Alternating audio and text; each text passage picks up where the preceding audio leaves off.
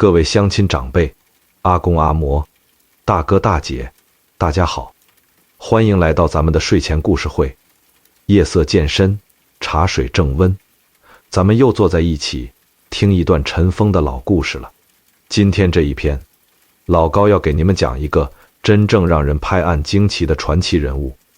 一个人被人当成傻子，整整笑话了36年，被人扔进过冰天雪地的荒郊野外，被人丢进过臭气熏天的烂粪坑，被当成马戏团的猴戏弄了大半辈子，连宫里最低等的杂役都能朝他脸上吐口水，连自己的亲侄子都拿他当逗乐子的玩物。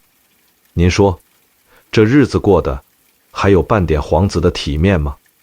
放到一般人身上，早就哭天抢地，活不下去了。可他呢，不哭不闹不辩解，一天到晚就只会嘿嘿的傻笑，嘴边挂着亮晶晶的口水，眼神空洞，走路摇晃，谁见了都要摇一摇头，叹一口气，说一句可惜了。皇家竟出了这么个痴儿，可谁又能想到呢？就是这个流了36年口水的傻子，有一天突然穿上龙袍，登上龙椅，摇身一变成了大唐王朝说一不二的天子。他登基之后，秋风扫落叶一般收拾了所有嘲笑过他的、作践过他的、算计过他的权臣，硬生生把一个快破产的破落户王朝从悬崖边上一把拽了回来。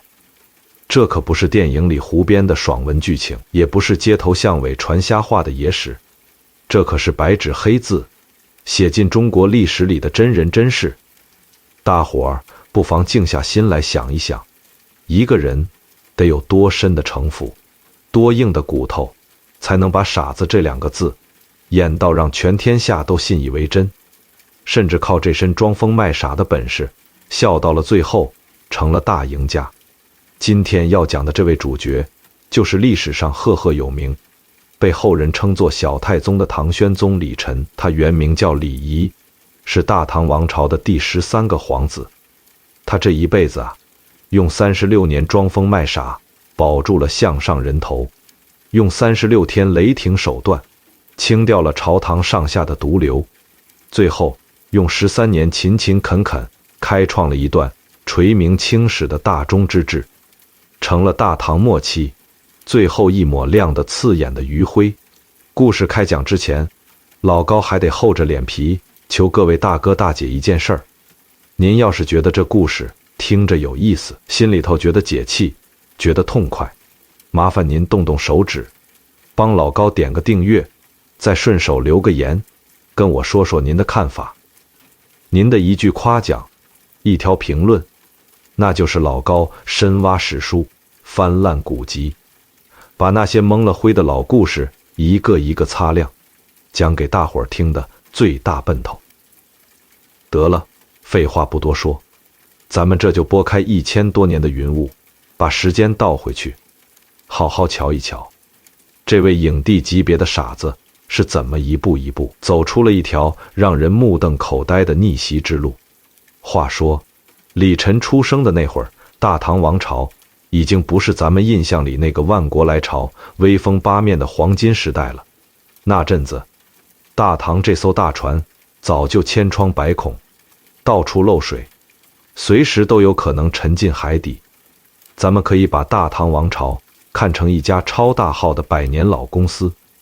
这公司表面上还挂着金字招牌，董事长还坐在最高的位子上，实际上呢，早就不是那么回事了。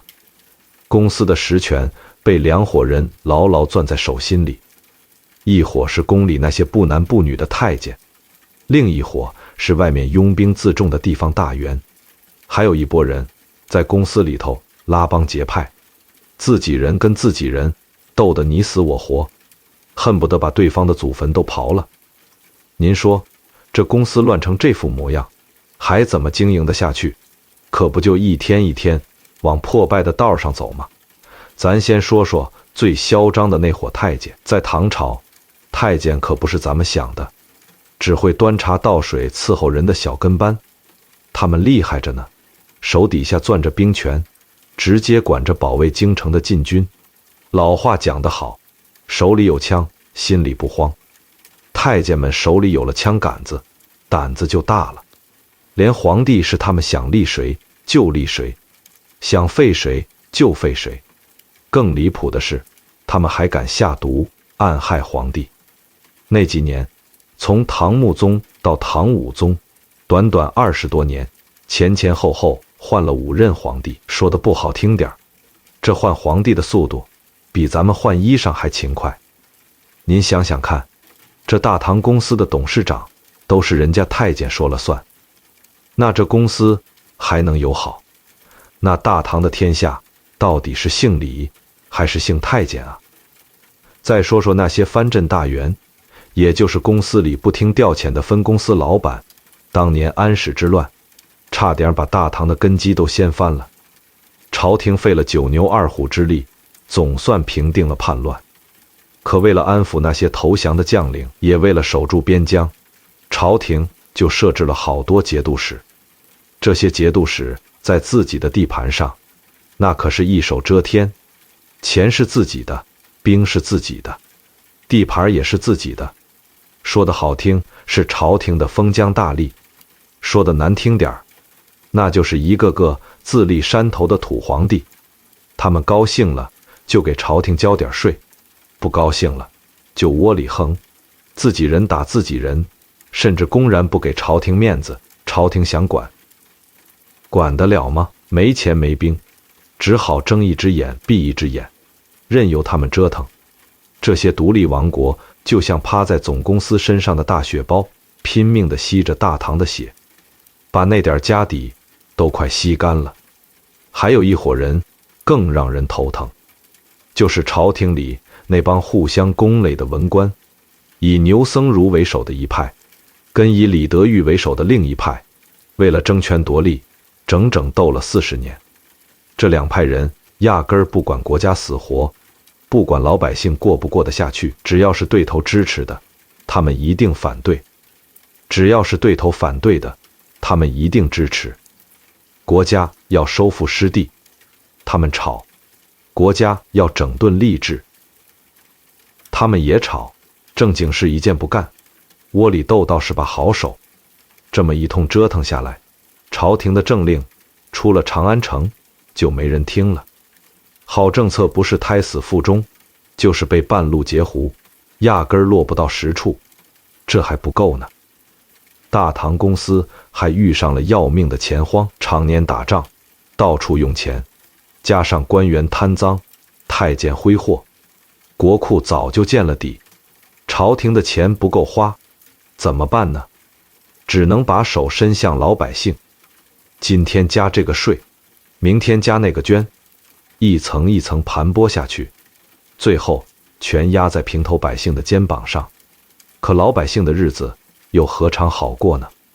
田里的庄稼要么旱死，要么涝死，要么让蝗虫啃个精光，一年忙到头，连口饱饭都吃不上，还要被官府追着催租逼税。实在活不下去的人，只能背井离乡，四处逃荒。有的人干脆提着锄头棍棒上山落草造反去了。您说这日子还怎么过？李晨出生的那一年，大唐的天下已经病入膏肓，就像一位躺在床上的重病老人，只剩下一口气，吊着了。更要命的是，李晨自己的出身，那更是寒碜的可怜。他那块人生的起跑线，不光是靠后，简直就掉进了水沟里。他的母亲郑氏原本是地方上一个谋反节度使的小妾，节度使事败被杀之后，郑氏作为罪臣家眷，被没入宫中，当了皇后身边一个不起眼的粗使宫女。有一次，唐宪宗偶然路过，瞧见郑氏颇有几分姿色，一时兴起就临幸了她。谁想到就是这么一回露水情缘，竟然就有了身孕，生下了李晨。虽然是龙子凤孙，可李晨这个皇子当得实在窝囊。他娘是罪臣之妾，宫女出身，一没靠山，二没背景。他爹呢，光儿子就有20多个，哪里记得住这个意外得来的第13个孩子？至于他的那些兄弟们，要么是正宫皇后所生，出身高贵，要么是娘家势大，后台硬，个个趾高气扬，飞扬跋扈，压根儿就不把他这个弟弟放在眼里。皇宫大内，那是全天下最势利的地方，没有背景，没有靠山，又没有亲娘家人的撑腰，一个皇子在里头，简直就像案板上的一块肉，谁逮着了都想上来割一刀。李晨这孩子命苦，但心里头却比谁都透亮。他从小就看明白了，这皇宫里头处处是陷阱，步步是杀机。他的亲爹唐宪宗被太监下毒害死了，他的哥哥唐穆宗坐上皇位没几年，就一命呜呼了。有人说，那也是死得不明不白。他的侄子唐敬宗年纪轻轻，脾气火爆，惹恼了太监，才当了2年皇帝，就被人杀害了。死的时候才刚满18岁。他的另一个侄子唐文宗倒是想铲除太监，结果计谋败露，反被太监软禁起来，最后活活抑郁而终。这一桩桩，一件件亲人的血，就像是刻在他心头的刀痕，让他清清楚楚地明白了一个道理：在这吃人的皇宫里，聪明是一种罪过，显眼是一种危险。只有做个废物，做个傻子，做个谁都不会多看一眼的蠢货，才能让所有人放下戒心，才能保全自己的小命。于是，从很小的时候起，李晨就开始了他漫长而艰辛的装傻生涯。他从来不跟别的皇子一起玩耍，总是一个人缩在角落里，低着头，一句话也不说。别人喊他，他也不理，就只是抬起头，露出一副痴痴呆呆的表情，嘿嘿的傻笑2声，嘴里含着口水，顺着嘴角往下淌，眼神里头空荡荡的，什么东西也没有。宫里的太监宫女们背地里都在议论，说这位13皇子怕不是个天生的傻子吧？你看他那副模样，连话都说不利索，就知道傻笑，还能有什么出息？这些话传着传着，就传到了其他皇子的耳朵里。那些高高在上的龙子凤孙，非但没有半点同情，反倒像是寻着了一件新鲜的玩物，一个个摩拳擦掌，想着法子来取乐。那一年，皇宫里大摆宴席，皇亲国戚、文武百官都齐聚一堂。当时在位的皇帝是唐文宗李昂，也就是李晨的侄子。这位侄子皇帝坐在上首喝了几杯酒，觉得无聊，一眼就瞟见了缩在角落里呆头呆脑的13叔。他心里一乐，张嘴就开了个玩笑：朕今天倒要瞧瞧，谁能把这位13叔逗得开口说话，朕就赏他黄金100两，绸缎1000匹。这话一出，满堂的王公大臣们就像闻着腥味的猫，一下子全围了上来。有人故意骂他傻子、废物，有人上前推他一把，踹他一脚，有人端起酒杯，把酒水直接泼到他脸上，还有人一把摘了他的帽子扔在地上，踩来踩去，整个宴会厅里哄笑声、叫骂声此起彼伏，连宫女太监们都捂着嘴跟着起哄。可李晨呢，他就像一尊没有知觉的木偶，端端正正地坐在那儿，脸上还是挂着那副呆呆傻傻的笑容，任凭别人怎么戏弄，怎么羞辱，他就是一声不吭，连一滴眼泪珠子都没有掉下来。唐文宗和大臣们见了，笑得前仰后合，心里头越发认定这位13叔就是个天生的痴儿，这辈子也就这样了。可就在满堂喧闹之中，有一个人却始终没有笑。这个人就是后来登基的唐武宗李炎。当时的影王李炎这个人心思深沉，眼光毒辣，他看着李晨被人如此羞辱，竟然面不改色，不怒不怨，心里头突然涌起一阵说不出的寒意。他暗自思忖，一个人倘若真是个傻子，被人这么欺负，就算不还手也得有情绪，会哭，会闹，会害怕。可这位13叔呢，连眼皮都不眨一下。这份镇定，这份忍耐，要么是真傻到了无可救药的地步，要么就是城府深到了令人胆寒的地步。倘若真是装的，那这个人将来绝对是个了不得的狠角色。从那天起，李岩就对李晨多了一份警惕，甚至可以说是隐隐的杀意。他总觉得这位傻叔叔就像一头藏在阴暗处的老狼，表面上温顺无害，实际上一直在暗中观察着每一个人，等待着那个属于他的时机。后来唐文宗驾崩了，在太监的操纵下，李岩登基，成了唐武宗。李岩一坐上那把龙椅，脑海里立刻就浮现出李晨那双深不见底的眼睛。他越想越觉得心里发毛，这样的隐患一天不除，他就一天睡不安稳。于是他明里暗里开始琢磨着怎么不动声色地除掉这位傻叔叔。他的第一次动手选在一个大雪纷飞、天寒地冻的冬天。那天唐武宗带着一帮皇子大臣去皇家猎场打猎，猎场上人喊马嘶，场面一片混乱。李晨骑着一匹老马，慢吞吞地跟在队伍后头。就在经过一片密林的时候，突然不知从哪儿伸出一只手，狠狠地在他背后推了一把。李晨猝不及防，身子一歪，就重重地摔进了厚厚的雪地里。那天的雪下得铺天盖地，积雪深得没过了膝盖，气温低的呼出来的气都能冻成冰碴子。李晨摔下去之后，挣扎了半天也没能爬起来。可唐武宗那帮人就像是没看见一样，吆喝着，说笑着，骑马扬长而去。他们都认定这个傻子不是冻死在雪地里，就是被山里的野狼叼走，反正是活不成了。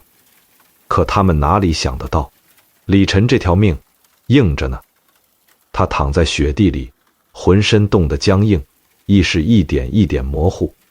可他心里始终吊着一口气，我不能死，我不能死在这儿，我要活着回去，我要活着，等着看那些害我的人一个个的下场。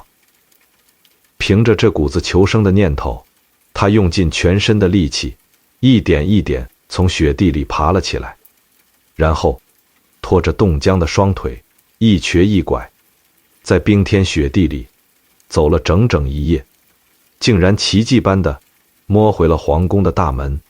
当李晨满身冰碴子，冻得嘴唇发紫，出现在宫门口的时候，唐武宗和身边的太监全都惊得说不出话来。他们怎么也想不到，这傻子命竟然这么大，这么冷的天都冻不死他。这一下，唐武宗心里越发笃定，李晨绝对不是真傻，他是在装疯卖傻，这个人一定得除掉，绝不能留。可是直接下旨杀他，又会惹人非议。唐武宗只好想了个更阴损的法子，他暗中派了几个杀手寻了个由头，趁李晨一个人在宫里散步的时候，从背后窜出来，抡起棍子照着后脑勺就是狠狠一下。李晨眼前一黑，当场就昏死过去。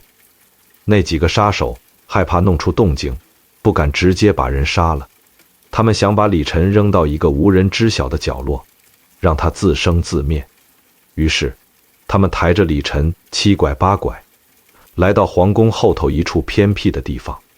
这儿是宫里倾倒垃圾粪便的所在，一个深不见底的大粪坑，坑里头积满了秽物，臭气熏天，隔老远都能把人熏一个跟头。里面蛆虫乱爬，老鼠横行，别说活人掉进去，就是一头牛掉进去，恐怕都活不过半天。那几个杀手就像扔一袋垃圾一样，抬手就把李晨扔了进去，然后拍拍手，扬长而去。在他们看来，这傻子掉进这样的粪坑里，就是神仙来了也救不回来了。可他们万万没想到，李晨这条命比他们想象的要结实得多。李晨被扔进粪坑后，呛了几口脏水，反倒醒了过来。刺鼻的恶臭熏得他几欲作呕，冰冷的粪水浸透了他的棉衣，蛆虫在他脸上、身上爬来爬去，老鼠就在他耳边吱吱乱叫。换作常人，早就吓得魂飞魄散。可李晨硬是咬着牙忍住了。他心里明白，自己不能出声，一旦出声，就会引来杀手。这条命就真的交代在这儿了。他强忍着恶心和恐惧，把身子一点一点埋进粪水和垃圾下面，只露出一点点鼻孔，勉强呼吸。他在那又脏又臭的粪坑里泡了整整1天1夜，泡到皮肤发白，泡到浑身麻木，也不吭一声。直到第2天，一个叫仇公武的老太监打这儿路过，才隐隐约约瞧见粪坑里好像有个人还在动弹。仇公武在宫里待了几十年，是个心地善良的老人，平日里就看不惯那些太监为非作歹。他壮着胆子凑近一看，认出了坑里的李晨，心里头又是吃惊又是同情。他趁着四下无人，悄悄找来一根绳子，费了好大的劲儿，才把李晨从粪坑里拉了上来。李晨从粪坑里爬出来的时候，浑身上下沾满了秽物，臭得连他自己都睁不开眼。仇公武也顾不上嫌弃，赶紧把他扶到一间偏僻的小屋里，烧了热水给他擦洗干净，又找来干净的衣裳换上，还端来一碗热粥让他暖暖身子。仇公武看着眼前这个瘦骨嶙峋、受尽磨难的皇子，忍不住长长叹了口气，说：“13皇子，您这又是何苦呢？装疯卖傻这么多年，受尽了委屈，难道就只是为了活下去吗？”李晨听了这话，缓缓抬起头，他的声音沙哑，却透着一股说不出的坚定。他说：“我活着，不是为了苟且偷生，我是为了有一天能亲手收拾那些祸乱朝纲的奸贼，能让大唐的百姓重新过上安生的日子。”仇公武听了，心头猛地一震，他这才明白，眼前这个被所有人当成傻子的年轻人，心里头装着的是比天还大的抱负。从那一刻起，仇公武决定拼上这条老命，也要帮他一把。他对外放出风声，说李晨已经在粪坑里淹死了，尸首被老鼠拖走了，然后趁着夜色偷偷把李晨送出了皇宫，安排在一座偏僻的寺庙里藏了起来，让他在那儿暂且避避风头，等将来有机会再做打算。就这样，李晨又一次从鬼门关前头捡回了一条命。但他心里清楚，只要唐武宗还坐在那把龙椅上，他就一天不得安生。他必须继续装傻，而且要装得更像、更彻底，才能让唐武宗彻底放下戒心。在寺庙里，他每天吃斋念佛，抄抄经书，看起来比从前更加痴傻，更加木讷。可暗地里，他的眼睛一刻也没有离开过朝廷的风向。他仔细地观察着各方势力的起起落落，分析着每一个人的脾气秉性，就像一头蛰伏在暗处的猎豹，静静地等待着那个一击致命的机会。机会还真让他等到了。唐武宗李炎在位6年，虽然他也想励精图治，重振大唐，可他这个人性格急躁，手段刚猛，有点能耐，却没什么谋略。到了晚年，更是迷上了炼丹修仙，一心想求个长生不老。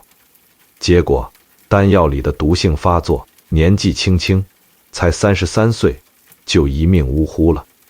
唐武宗一死，朝堂上下顿时又乱成了一锅粥。这时候，手里握着京城兵权的大太监马元崇就成了最有发言权的人。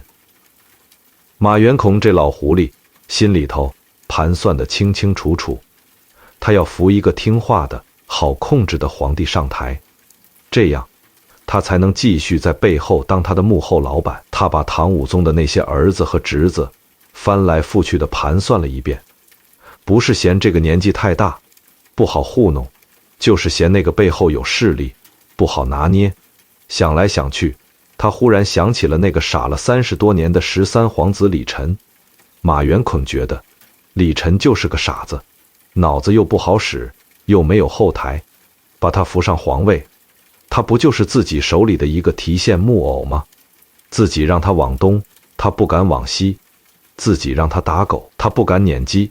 到时候自己就能挟天子以令诸侯，成为大唐真正的掌权者。一想到这儿，马元心里头那叫一个美。他赶紧联络了宫里的几个大太监，力排众议，一锤定音，决定立李忱为帝。消息传到朝堂，大臣们一个个目瞪口呆，有人跳出来反对，说李忱是个傻子，怎么能当皇帝？这不是让天下人看笑话吗？马元龙却把胸脯拍得啪啪响，他信心满满地说：正是因为他傻，才不会干涉咱们做事。大家放100个心，有我在，朝廷乱不了。就这样，被嘲笑了36年，好几次死里逃生的李忱，在一群太监的簇拥下，从偏僻的寺庙回到了金碧辉煌的皇宫，换上了龙袍，坐上了那把无数人梦寐以求的龙椅，成了大唐王朝的第18位皇帝，史称唐宣宗。登基大典那天，皇宫里站满了文武百官和太监宫女，许多人低垂着头，心里头暗暗叹气，觉得大唐这回算是彻底完了，竟然让一个傻子来当皇帝。马元和那几个大太监则是一脸的得意洋洋，他们觉得自己选了个最听话的傀儡，从今往后整个天下就是他们说了算了。可就在李忱穿着崭新的龙袍，一步一步走上大殿，稳稳当当的坐在那把龙椅上的那一刻，所有人的心都猛地揪了一下。他们突然发现事情好像有些不对劲儿了。以前那个弯腰驼背、眼神涣散、口水直流的傻子，今天竟然挺直了腰杆，胸膛高挺，走路的步子沉稳而有力，浑身上下散发出一股不怒自威的帝王气度。他的那双眼睛不再是以前那样空洞呆滞，而是变得锐利如刀，寒光凛凛，仿佛能一眼看穿每个人的五脏六腑。他缓缓扫视着殿上众人，不管是嚣张跋扈的太监，还是低着头的大臣，被他的目光扫过，都觉得后背发凉，心里直打鼓。马元仁第一个察觉到了不妙，他习惯性的想走上前去，像往常一样替皇帝发号施令。可他刚一抬脚，就被李忱的一道目光死死地定在了原地。那目光里没有半分痴傻，只有冷冰冰的威严和不容置疑的杀气。马元悚吓得腿肚子一软，差点当场跪倒。那到了嘴边的话又硬生生地咽回了肚子里。紧接着李忱开口了，他的声音洪亮沉稳，字字清晰，和以前那个只会嘿嘿傻笑的傻子判若两人。他没有多说一句废话，直接下达了登基后的第一道旨意，任命令胡卓为宰相，整顿吏治，任命裴修为户部尚书，改革财政，立刻停止所有炼丹修仙的活动，把那帮装神弄鬼的江湖骗子全部赶出京城，严查近年来官员贪赃枉法的大案要案，一经查实，严惩不贷。这一番话条理分明，掷地有声，每一句都切中了朝廷的要害。满殿的文武百官彻底傻了眼，他们你看看我，我看看你，简直不敢相信自己的耳朵。马元更和那几个太监更是面如死灰，他们这才反应过来，自己上了大当。这个被他们当成傀儡的傻子，哪里是什么傻子，分明是一个演技登峰造极、隐忍了36年的绝顶聪明人。他们哪里是扶持了一个木偶，分明是亲手放出了一头饿了36年的猛虎啊！李晨登基之后，头一件大事就是清理朝堂上那些祸国殃民的毒瘤。他心里跟明镜似的，要想重振大唐，第一步就是先收拾那些看不起他、想控制他的权臣。当时朝堂上最大的麻烦就是牛李两党长达40年的内斗。以李德裕为首的李党在唐武宗时期权倾朝野，一手遮天。李德裕这个人确实有几分本事，可他也实在太过专横，目中无人，打心眼里瞧不起李晨这个傻子皇帝。李晨登基之后，李德裕依然我行我素，压根儿不把这个新皇帝放在眼里。有一次，李德裕上朝奏事，语气傲慢，甚至不等李晨开口，自己就先替皇帝做了决定。李晨没有当场发作，只是冷冷地看着他，说了一句：“李宰相，这大唐的天下是朕说了算，还是你说了算？”李德裕一听，当场愣住了。他没想到，这个一向唯唯诺诺的傻子，竟然敢这么跟他说话。可他依然没有察觉到危险的临近，还觉得李晨不过是哪儿来的胆子，过2天就忘了。李晨心里清楚，对付李德裕这样的权臣，不能硬碰硬，得要瞅准时机，一击致命。登基3个月后，李晨找到了一个借口，说李德裕在唐武宗时期曾经擅自更改诏书，打压异己，以此为罪名，下旨将李德裕贬为京南节度使，赶出了京城。大臣们以为这不过是一次普通的贬谪，过不了多久，李德裕就会被调回来，毕竟他根基深厚，党羽众多。可他们万万没想到，李晨的手段比他们要狠得多。李德裕前脚刚到京南，后脚李晨的圣旨就到了，把他贬为潮州司马。潮州那地方在当时可是偏远荒凉的烟瘴之地，去了的人10个有9个回不来。可李晨还嫌不够，又接连下旨，一路贬谪，最后把李德裕贬到了崖州，也就是今天的海南三亚。在那时候，崖州就是流放犯人的绝地，交通闭塞，瘴气横行，那地方跟判了死刑也没什么两样。李德裕到了崖州，又气又病，身心俱疲，不到1年就病死在了那个荒凉的地方。李晨就用这种步步紧逼、连环贬谪的手段，轻轻松松就除掉了李德裕这个权倾朝野的大人物，顺带着也把李党连根拔起。紧接着，李晨又转过头来收拾牛党。不过，他没有像李德裕那样一棍子把牛党打死，而是挑出牛党里头有本事、品行好的官员加以重用，对那些奸猾之徒则毫不留情地清除。他还明确下旨，以后朝廷任用官员只看能力和品行，不管你是哪个党派的，谁要是再敢结党营私、互相公趸，一律严惩不贷。就这么着，闹了40年的牛李党争，在李晨的铁腕手段下，终于画上了一个句号。从此以后，朝廷里的官员们再也不敢拉帮结派了，只能老老实实的办差。朝堂的风气一下子变得清朗起来。收拾完了文官，接下来就轮到那帮最难缠的太监了。李晨心里清楚，太监们手握兵权，要是直接派兵镇压，闹不好就会引发兵变，到时候内忧外患一起来，局面可就不好收拾了。所以他这回没有动刀动枪，而是玩了一场漂亮的心理战。首先，李晨用一道圣旨清清楚楚地划定了太监的职责范围。太监就是伺候皇帝，打理后宫的一律不准干涉朝政，不准结交大臣，不准擅自调动军队，违者斩立决。他把这道圣旨抄写了无数份，贴在皇宫的各个角落，让每一个太监都能看得清清楚楚、明明白白。其次，李晨对太监们始终保持着一种泰山压顶般的威严。他每次召见太监，脸色都冷得像冰，眼神锐利得像刀，让人不敢直视。有一次，大太监马元同仗着自己扶立皇帝有功，嬉皮笑脸地来找李晨，想为自己的亲信讨一个节度使的官职。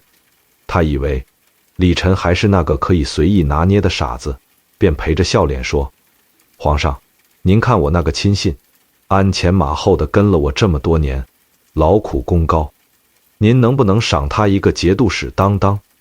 李晨听了，一句话也不说，就只是静静地看着他，那眼神里没有愤怒，没有责备，却充满了一种无形的压迫感，仿佛能一眼看穿马元艮心里头那些弯弯绕绕的小心思。马元沈被看得浑身不自在，脸上的笑容一点点僵住了，后背的冷汗看得冒了出来，紧接着他的腿开始发软，开始发抖，最后竟然扑通一声跪倒在地，连连磕头，哭着喊着说：“皇上，臣错了，臣再也不敢了。”李晨依然没有说话，只是轻轻地挥了挥手，让他退下。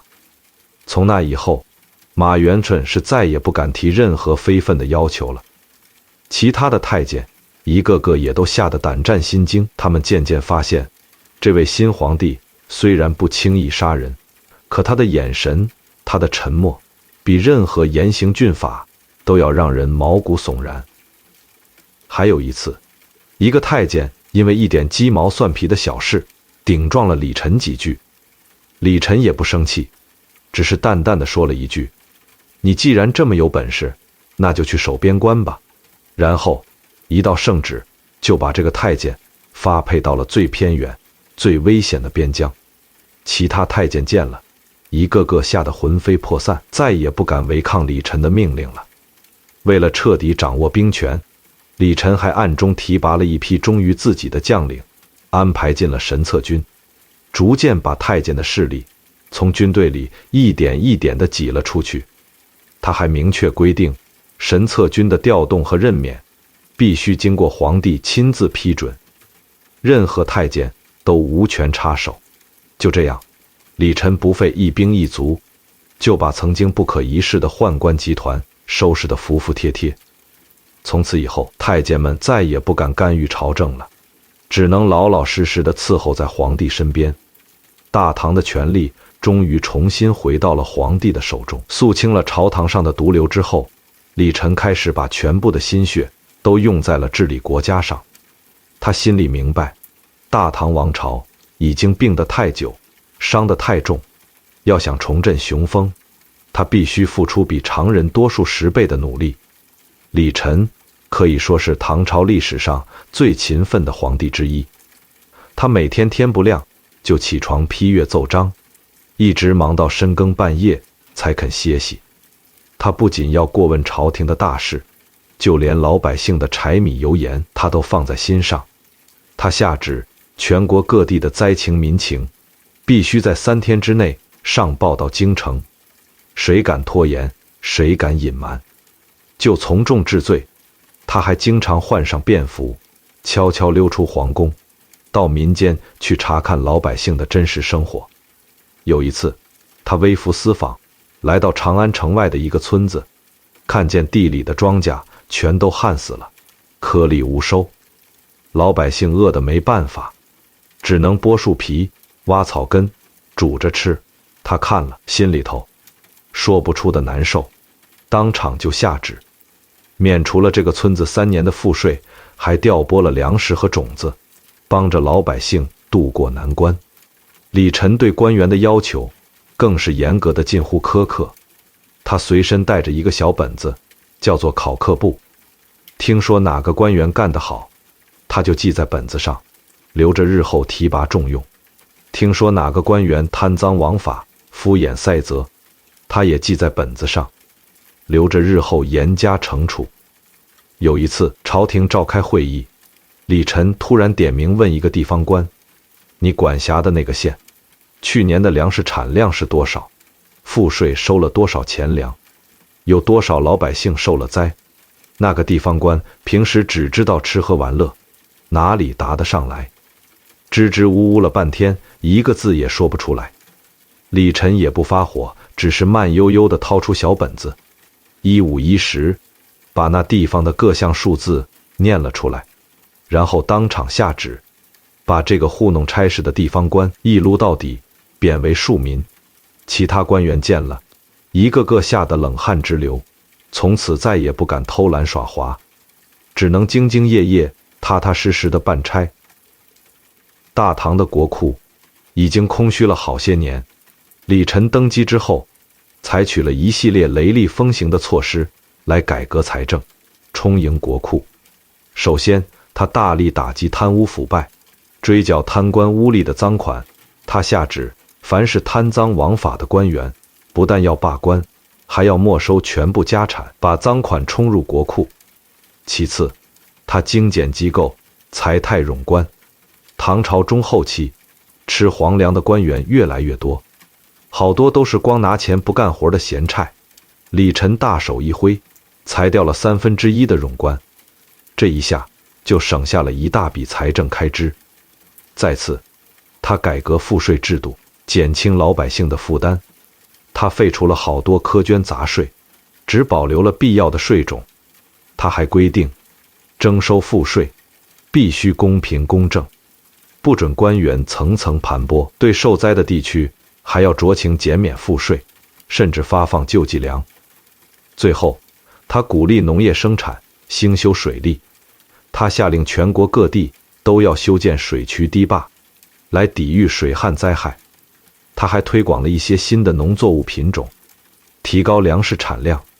在他的努力之下，大唐的农业生产慢慢地恢复了过来，粮食产量大幅度增加，国库也一天一天重新充盈了起来。还有一件事，李晨一直念念不忘，那就是收复被吐蕃占据了100多年的西域失地。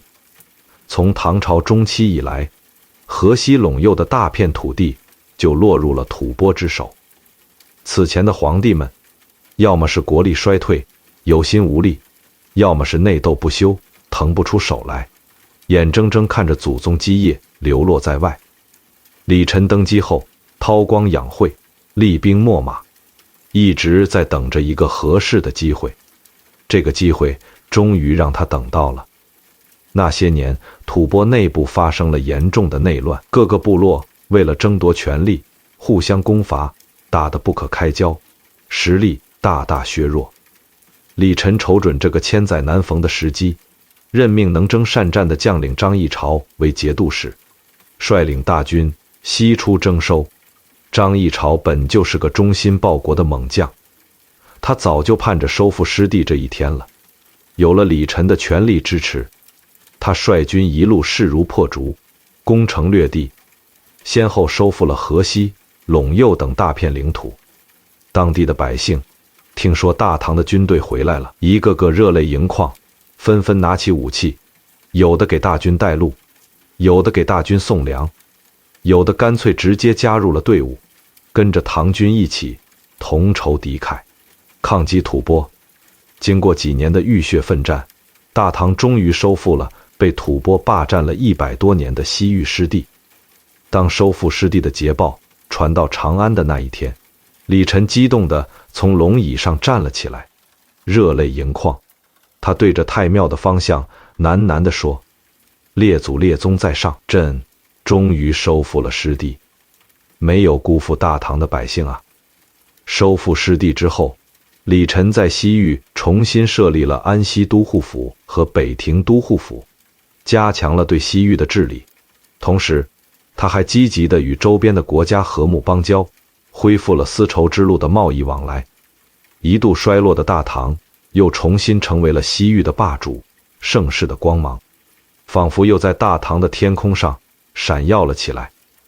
在李晨的精心治理下，大唐王朝迎来了一段政治清明、经济繁荣、社会稳定的好日子。历史上把这段时期称为大中之治。老百姓们都说，贞观之治、开元盛世之后，大唐终于又盼来了一位好皇帝。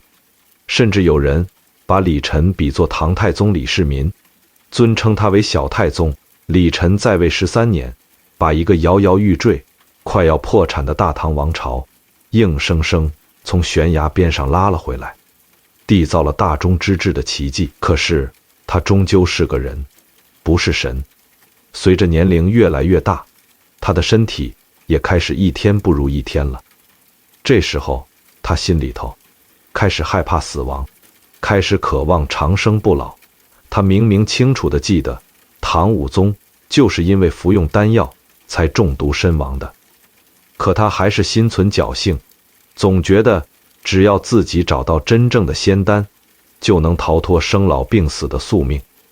于是他开始派人到处寻访江湖术士，炼制丹药。那些所谓的术士，其实都是些招摇撞骗的骗子。他们炼出来的丹药里头含有大量的汞、铅等重金属，吃了不但不能长生不老，反而会一点一点要了人的命。李晨服用丹药之后，一开始觉得精神倒是好了不少，以为是丹药起了神效。可慢慢的，他的身体开始出现各种各样的问题，脾气变得越来越暴躁，经常无缘无故的大发雷霆，后背长满了毒疮，疼得他整夜睡不着觉，视力也越来越差，看东西都模糊了。大臣们看到皇上的身体一天不如一天，都跪在地上苦苦劝谏，请他不要再服丹药了。可李晨已经走火入魔，哪里听得进去？他反倒觉得这些大臣是嫉妒他，是不想让他长生不老，把那些劝谏的大臣要么贬了职，要么流放到了边远之地。从此以后，再也没有人敢在他面前提半个不字了。公元859年，李晨的身体彻底垮了，他躺在病榻之上，已经连话都说不出来了，只能靠眼神和手势来表达意思。他心里头早就选定了自己的小儿子李兹作为继承人。他觉得李兹聪明伶俐，颇有治国之才。他也暗中安排好了辅政的大臣，让他们好好辅佐李兹登基。可他万万没想到，自己辛辛苦苦操劳了一辈子，最后竟然还是败在了太监的手里。当时大太监王宗实等人看到李晨病入膏肓，就开始密谋政变。他们觉得李兹太聪明了，不好控制，而李晨的大儿子李同是个不学无术，只知道吃喝玩乐的纨绔子弟，正适合当他们的傀儡。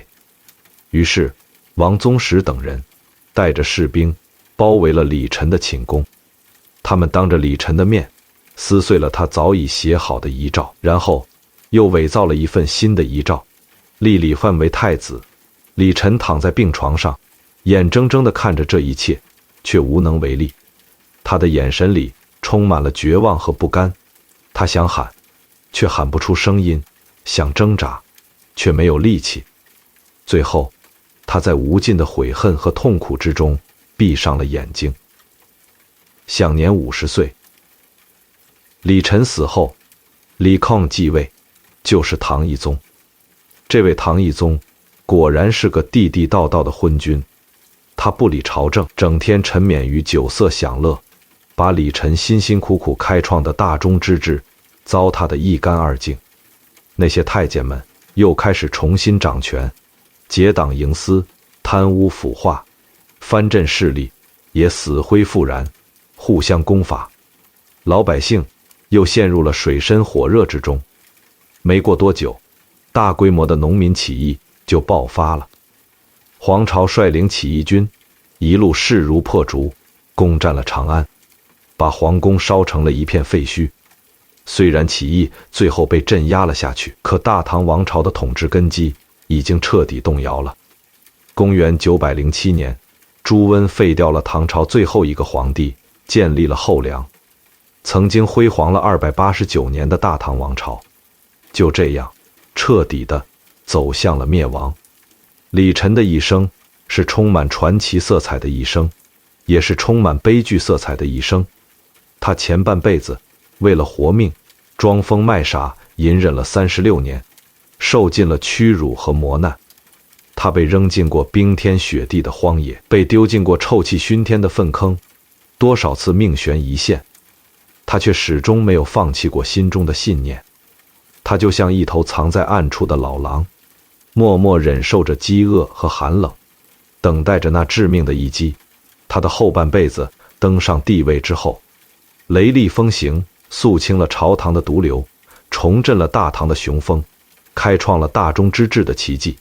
他用自己的行动告诉世上的每一个人，所谓的傻子也许才是最聪明的人，所谓的隐忍不是懦弱，而是为了积蓄力量，等待更适合的爆发。可他最终还是没能逃脱人性的弱点，因为追求长生不老，服食丹药断送了性命，也让那些太监们钻了空子，导致大唐王朝再次陷入了黑暗的深渊。他就像一颗流星，在唐朝末年漆黑的夜空中划过一道耀眼的光芒，让人们以为天终于要亮了。可光芒消失之后，迎来的却是更长更深的黑夜。李晨的故事给咱们后人留下了许多深刻的启示。第一条，隐忍是一种大智慧。在残酷的环境里，有时候隐忍不是懦弱，而是为了保全实力，等待时机。李晨要是不装疯卖傻，那30多年早就被人弄死了，哪儿还有后来登基称帝，实现抱负的机会？咱们老百姓过日子也会遇到各种各样的难处和委屈，有时候咱们也得学会忍一忍，沉住气，不急着争一时长短，默默地积攒力气，等到机会来了再展露身手，这才是真正的聪明人。第二条，担当是一份沉甸甸的责任。李晨装傻那么多年，不是贪生怕死，不是苟且偷安，他心里头始终揣着一个大志向，就是要收拾那些祸国殃民的奸贼，要让老百姓过上好日子。所以他一登上皇位，就拼了命的勤政爱民，把快要破产的大唐重新拉回了正轨。咱们每个人在家庭里，在生活里，也都有自己的一份责任，该扛事儿的时候就得挺直腰杆，不推诿，不逃避，用自己的肩膀为自己和家人撑起一片天。第三条，贪念是一味慢性的毒药。李晨一世英名，最后却栽在了长生不老这4个字上。他太贪了，贪心一起就被那些江湖骗子钻了空子，把一辈子的心血都付诸东流了。人这一辈子最难战胜的往往就是自己的贪念，咱们得学会知足常乐，别让金钱、权力、名利这些身外之物迷了心窍，保持清醒，守住本分，才能平平安安、踏踏实实地过好每一天。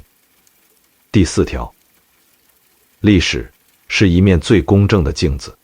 李晨的故事让咱们看到了人性的复杂，看到了权力的残酷，也看到了王朝兴衰的规律。一个大唐王朝，有了明君就能振兴，换了昏君就要衰败，这跟咱们过日子是一个道理。一个家也得有好的当家人，家风正了，日子才能越过越兴旺。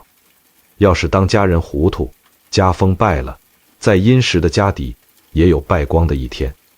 各位乡亲长辈，今天的故事老高就给您讲到这里了。李晨这一辈子有隐忍，有担当，有辉煌，也有遗憾。他是大唐最后的希望，也是一个充满悲剧色彩的英雄。他的故事让咱们感动，让咱们敬佩，也让咱们深思。哎，时间过得真快啊，一转眼又到了该说再见的时候了。不知道你们听完这个故事，心里头是不是也有那么一点点触动呢？如果您觉得老高讲的还算明白，能把这么长一段历史给您捋得清清楚楚，甚至还能从里头咂摸出一两句对生活有用的道理，那老高这心里头啊就特别知足，特别高兴了。咱们爷孙辈儿的坐在一起听故事长见识，不就是图个开心，图个明白吗？如果您真的喜欢今天的内容，千万别忘了动动您那宝贵的手指头，在视频下方那个大大的赞字上轻轻点那么一下。您这一下看起来简简单单，可对老高来说那就是天大的鼓励呀。它就像一股暖流，告诉老高，您们愿意听我讲古，愿意陪着我这个频道一直走下去，这样我以后讲起故事来也就更有劲儿了。还有啊，一定要记得点一下订阅按钮，再打开旁边的小铃铛，您可别嫌麻烦，订了阅，开了铃，往后我更新新故事，您就能第一时间收到通知了。到时候不用您费心寻找，打开手机就能听见老高在这儿给您慢慢道来。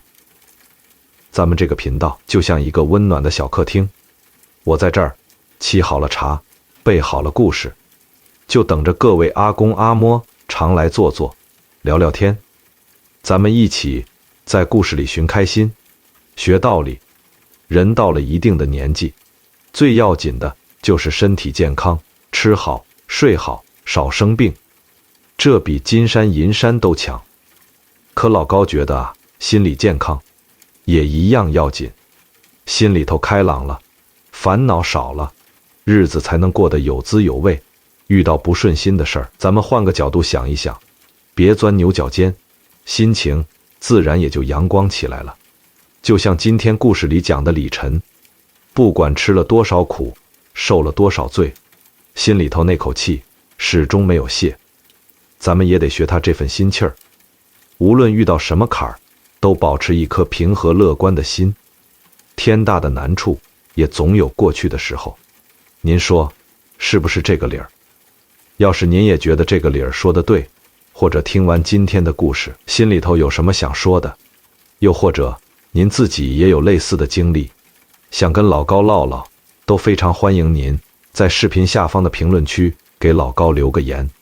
您放心，哪怕是简单的一句话，说一句故事真好看，老高讲的真好，或者说老高我听明白了，我都会认认真真的把每一条留言从头到尾看一遍。只要我有空，一定会挑那些精彩的打动我的留言，好好的回复您，跟您们聊一聊，能跟各位阿公阿嬷一起分享故事，交流心得，是老高最开心的事儿了。好了，时间不早了，您们也该歇着了，千万别熬夜，好好睡一觉，养足了精神，明天又是精神抖擞的一天。最后，老高衷心的祝愿各位阿公阿嬷身体康健，笑口常开，每天都有好心情，今晚都能做一个甜甜的好梦。晚安了，咱们下一期节目不见不散。